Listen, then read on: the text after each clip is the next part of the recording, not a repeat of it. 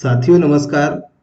आज के वीडियो में हम जानेंगे कि साप्ताहिक टेस्ट जो कि एनएएस की तैयारी करने के लिए सभी विद्यालयों में कराए जा रहे हैं, इनका हम विश्लेषण कैसे करें और विश्लेषण करने के पश्चात प्रत्येक साप्ताहिक टेस्ट बार अपने आंकड़े कैसे निकालें और उसका लर्निंग आउटकम का मैपिंग किस प्रकार से करें जिससे हमारी रणनीति आगे शिक्षण कार्य के लिए बनाई जा सके। तो साथियों, इसके लिए हम विस्तार से चर्चा करेंगे इस वीडियो में पूरी प्रक्रिया को। तो इसके लिए हमें क्या क्या आवश्यक होगा।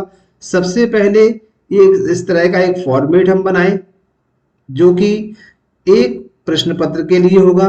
प्रश्न पत्र में जितने क्वेश्चन होते हैं, सामान्यतः एक प्रश्न पत्र में प्रत्येक विषय के 10 क्वेश्चंस आ रहे हैं, प्रश्न नंबर 1 से लेके प्रश्न नंबर 10 तक। तो ये सभी हम इस तरह का एक फॉर्मेट है। इस फॉर्मेट पर हमें कुछ जानकारी फिल करने के पश्चात एलो कोड की मैपिंग करना है। संपूर्ण विषय के लर्निंग आउटकम सीखने के प्रतिफलों की मैपिंग का वीडियो भी पूर्व से डला हुआ है, जहां से हम लर्निंग आउटकम्स की मैपिंग आसानी से कर सकते हैं। और जो भी लर्निंग आउटकम्स होते हैं वो लर्निंग आउटकम्स आपको राज्य शिक्षा केंद्र के द्वारा प्रदत्त की गई अभ्यास पुस्तिकाओं में भी दिए गए हैं। जो प्रश्न बैंक है, अभ्यास प्रश्न बैंक, उसमें भी दिए गए हैं। वहां से भी हम लर्निंग आउटकम को सिलेक्ट कर सकते हैं। तो सबसे पहले हमें क्या चाहिए कि जो पेपर है आपका एग्जाम का, जो हम करा रहे हैं साप्ताहिक पेपर, जैसे इस वीडियो में हम विज्ञान के टेस्ट पेपर की बात करेंगे, तो जो विज्ञान का टेस्ट पेपर हम करते हैं इसमें, जैसे किसी भी स्टूडेंट ने विज्ञान का जो पेपर किया, इसके 10 क्वेश्चंस को हल किया, तो इनकी जो आंसर शीट होगी उस आंसर की के आधार पर हम यहाँ पर इनके अंक मार्क कर लेंगे इस पर कौन सा प्रश्न इसने सही किया है, कौन सा प्रश्न इस बच्चे ने गलत किया हुआ है और कौन सा प्रश्न छोड़ा है। तो सबसे पहले हम इसमें सीरियल से बच्चों के विद्यालय वार जो आप अपने विद्यालय की करना चाहते हैं उसके नाम लिख लेंगे। पहले बच्चे का नाम, फिर उसके फादर्स नेम, फिर हम प्रश्न नंबर 1 अगर सही किया है तो सही, गलत किया पहला सही किया है इसने, दूसरा भी सही किया है और ये तीसरा प्रश्न गलत किया हुआ है, चौथा ये गलत किया हुआ है। तो इस तरह से हम 10 क्वेश्चंस की मैपिंग इस स्टूडेंट की यहाँ पर कर लेंगे। ऐसे ही क्रम वाइज जितने भी आपके विद्यालय में बच्चे हैं उन सभी की हम क्वेश्चनों को यहाँ टिक कर लेंगे। फिर हम लास्ट में अंत में देखते हैं, यदि हम एक उदाहरण स्वरूप देखें कि हमने यहाँ 10 बच्चों की मैपिंग की है, तो 10 बच्चों में से पहला प्रश्न कितने बच्चों ने सही किया, तो उनकी संख्या है 4। इसी टाइप से पहला प्रश्न कितने बच्चों ने गलत किया, उनकी संख्या भी 4 है। और कितने ऐसे छात्र हैं जिन्होंने पहले क्वेश्चंस को खाली छोड़ दिया है, तो इनकी संख्या है 2। इस तरह से हम प्रश्नवार इनका टोटल कर लेंगे कि पहले प्रश्न की स्थिति क्या है। अब 10 बच्चों का विश्लेषण हम यहाँ पर कर रहे हैं, तो हम इनका परसेंटेज भी निकाल लेंगे। 10 में से 4 बच्चों ने यदि इस प्रश्न को सही किया हुआ है तो इनका प्रतिशत है 40। 4 बच्चों ने गलत किया है तो इनका प्रतिशत है 40। 2 बच्चों ने छोड़ दिया है तो प्रतिशत हुआ 20। अर्थात 40% स्टूडेंट हमारे पहले प्रश्न को कर पा रहे हैं, 40 नहीं कर पा रहे हैं और 20 इसको छोड़ दिया, इन्होंने सोचा ही नहीं है। लेकिन छोड़ने से ये क्लियर हो जाता है कि इन्हें इस प्रश्न से संबंधित लर्निंग आउटकम्स का ज्ञान नहीं है, लर्निंग आउटकम्स उन्हें ये अचीव नहीं हुआ। तो हम देखते हैं इसके लिए लर्निंग आउटकम्स हम कैसे निकालेंगे। तो लर्निंग आउटकम्स को निकालने के लिए सबसे साधारण तरीका है, जो आपको प्रश्न बैंक दिए गए हैं, अभ्यास प्रश्न बैंक। जैसे हम देखें यहाँ अभ्यास प्रश्न बैंक विज्ञान का ये दिया गया है।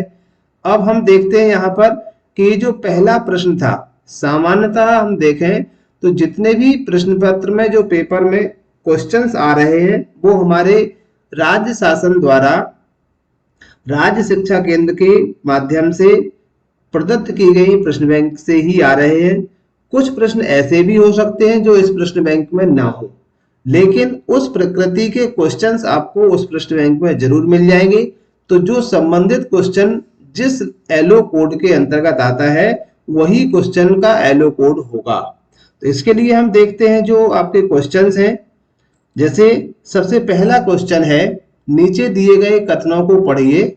ये वाला क्वेश्चन है, यहाँ पर बीजों के अंकुरण के लिए नमी की आवश्यकता होती है। पहला ये 4 कथन दिए गए हैं, इसमें से फिर इनका हमें आंसर देखना है।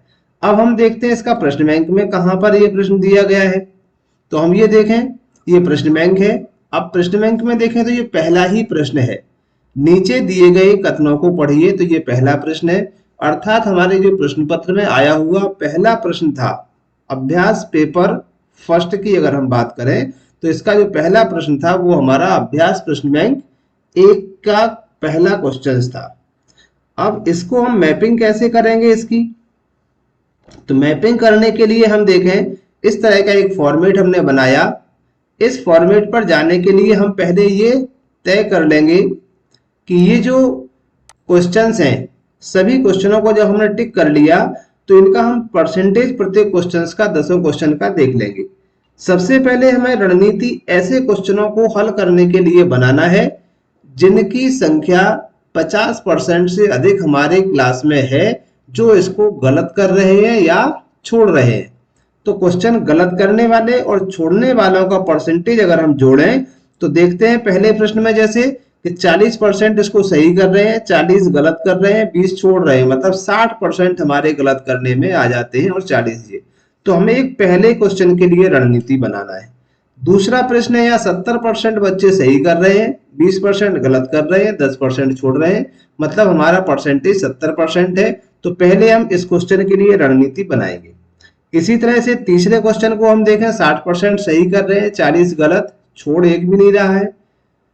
चौथे क्वेश्चन के लिए हम देखते हैं 50% सही कर रहे हैं, 30% गलत कर रहे हैं, 20% छोड़ रहे हैं। तो ऐसे हम पहले क्वेश्चन के लिए, चौथे क्वेश्चन के लिए जहां पर इनका सही और गलत का आंकड़ा 50-50% का है, तो इनको हम देखेंगे।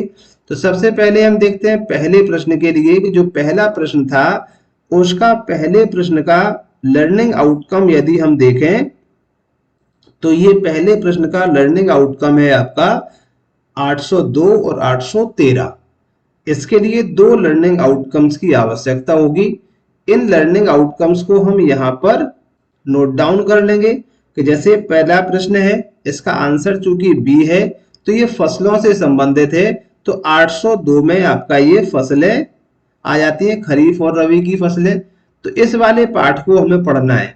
अब ये खरीफ और रबी की फसल यानी फसल वाला चैप्टर हमारा कौन सा है, ये हमारा जो लर्निंग आउटकम्स हमने मैप किए हैं पूरी साइंस के, वहां से हम निकाल सकते हैं किस पेज पर है, उस पेज पर जाके हमें उसको पढ़ाने की रणनीति तैयार करना होगी।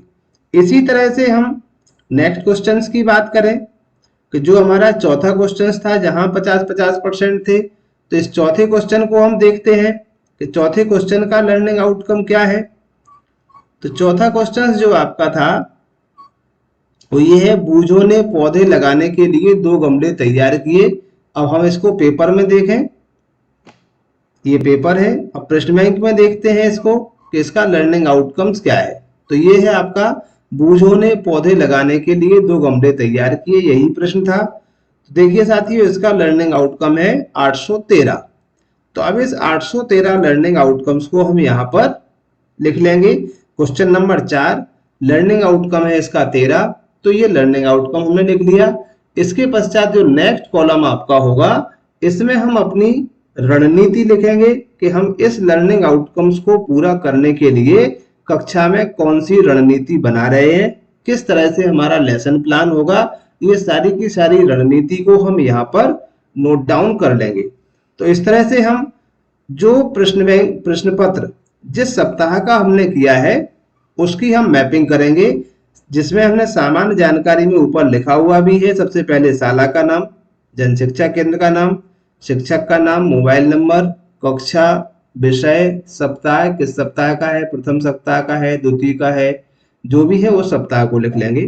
तो ये जो लर्निंग आउटकम्स की मैपिंग या जो वीडियो मैं आपको दिखा रहा हूं, ये आपका अभ्यास सप्ताह फर्स्ट का है। जो टेस्ट है अभ्यास टेस्ट और सप्ताह फर्स्ट का है, उसकी लर्निंग आउटकम्स की मैपिंग एक विद्यालय के द्वारा सैंपल से लेने के पश्चात मैंने इसको किया हुआ है। तो यहाँ हम देखते हैं नाम मैंने यहाँ पर नहीं दिए हैं, चूंकि नाम इसीलिए नहीं दिए, उसको गोपनीयता बनी रहे, तो इसके लिए आप इस तरह से नाम लिख करके पूरा ये फॉर्मेट तैयार कर सकते हैं। फॉर्मेट तैयार करने के पश्चात हम उनके लर्निंग आउटकम्स की मैपिंग कर सकते हैं।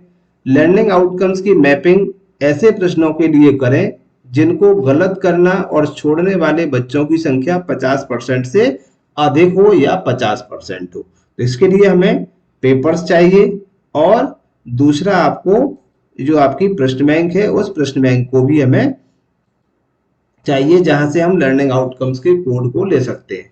तो साथियों, इस तरह से हम तीनों चीजों को कंपेयर करके एक हम लर्निंग आउटकम्स की मैपिंग प्रश्नवार और प्रश्न पत्रवार बना सकते हैं, जिससे हम प्रॉपर तरीके से रणनीति तैयार करके अपना शिक्षण कार्य करा सकें। और शिक्षण कराने के पश्चात हमारा जो 12 नवंबर को होने वाला एनएएस का एग्जाम है, उसमें हम अच्छे से अच्छा प्रदर्शन अपने विद्यालय का दिखा सकें। तो ये एक साधारण सी वीडियो थी। आशा करता हूँ आप सभी लोगों के लिए उपयोगी और हेल्पफुल होगी। यदि वीडियो पसंद आए तो चैनल को लाइक करें, सब्सक्राइब करें और शेयर करें। इन फॉर्मेट को प्राप्त करने के लिए आप हमारे वीडियो की डिस्क्रिप्शन में जाएं, वहां से ये जो फॉर्मेट है विद्यालय स्तर पर भरा जाने वाला प्रपत्र, इसके खाली प्रपत्र को भी, एक ब्लैंक फॉर्मेट को भी आप डाउनलोड कर सकते हो और अपने विद्यालयवार इस तरह की रणनीति बना के एनएएस की तैयारी करा सकते हो। इसके साथ साथ ये एक केवल सजेस्टिव वीडियो आपके लिए था। आगे जिस तरह का निर्देश आपको अपने जिले से और ब्लॉक से मिले, उन नियमों का अक्षरशः पालन करें और उसे पूरी प्राथमिकता से देखें। अपने जिले के नियमों को जिले के अनुसार बच्चों के लर्निंग आउटकम्स को अचीव कराने के लिए अपना 100% प्रोवाइड करें। इसी तरह से वीडियो देखते रहें। चैनल से जुड़े रहने के लिए सभी को आभार, धन्यवाद।